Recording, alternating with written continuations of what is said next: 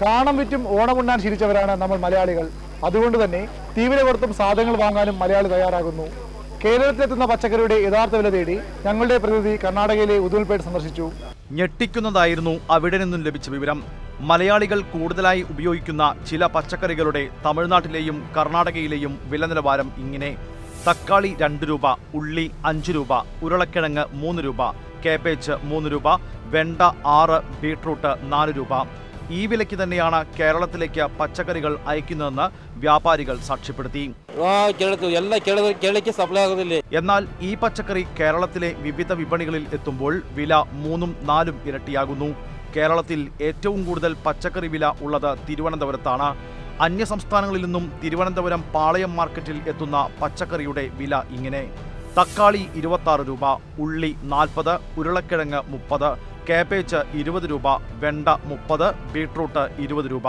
എറണാകുളം മാർക്കറ്റിൽ സവാളയ്ക്കും തക്കാളിക്കും കിലോ 20 രൂപയാണ് വില. സംസ്ഥാനത്തിൻ്റെ പുറത്തുനിന്നും പച്ചക്കറി കേരളത്തിലെത്തുമ്പോൾ ഉപഭോക്താവിന് ഇരട്ടിയിലേറെ വിലയാണ് നൽകേണ്ടി വരുന്നത്.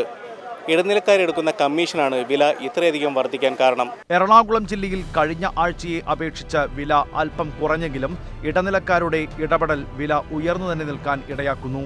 കൊച്ചിയിൽ പച്ചക്കറി വില ഇങ്ങനെ: തക്കാളി 20 രൂപ, ഉള്ളി 20, ഉരുളക്കിഴങ്ങ് 20, കാബേജ് 14, വെണ്ട 40 രൂപ, ബീട്രൂട്ട് 14. ഓണക്കാലത്തെ വില വർധനവിൽ നിന്ന് കോഴിക്കോട്ടെ പച്ചക്കറി വിപണിയും മുക്തമല്ല. ഓണത്തോടടുക്കുമ്പോൾ ഓരോ ഉൽപ്പന്നത്തിനും ദിനം പ്രതിയാണ് ഇവിടെ വില വർദ്ധിക്കുന്നത്. കോഴിക്കോട് നഗരത്തിൽ വില അനുദിനം കൂടിക്കൊണ്ടിരിക്കുകയാണ്. കോഴിക്കോട്ട് തക്കാളിക്കും ഉള്ളിക്കും കിലോ 14 രൂപയാണ് വില. ഉരുളക്കിഴങ്ങ് 13 രൂപ 50 പൈസ, കാബേജ് 14, വെണ്ട 20, ബീട്രൂട്ട് 30 രൂപ. ഗ്രാമങ്ങളിൽ ഇതിനേക്കാൾ കൂടുതൽ വിലയാണ് ഈടാക്കുന്നത്. തുച്ഛ പൈസയ്ക്ക് വാങ്ങിയിട്ട് ഇവിടെ എത്തുമ്പോൾ വലിയായിട്ട് ജനങ്ങളെ അടിച്ചേൽപ്പിക്കുകയാണ്.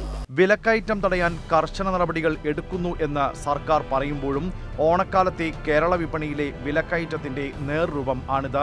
ഇടനിലക്കാർ നേട്ടം കൊയ്യുമ്പോൾ ദുരിതം അനുഭവിക്കുന്നത് കർഷകരും ഉപഭോക്താക്കളും. വിവിധ ബ്യൂറോകൾക്കൊപ്പം ന്യൂസ് ഡെസ്ക്, ഇന്ത്യ വിഷൻ.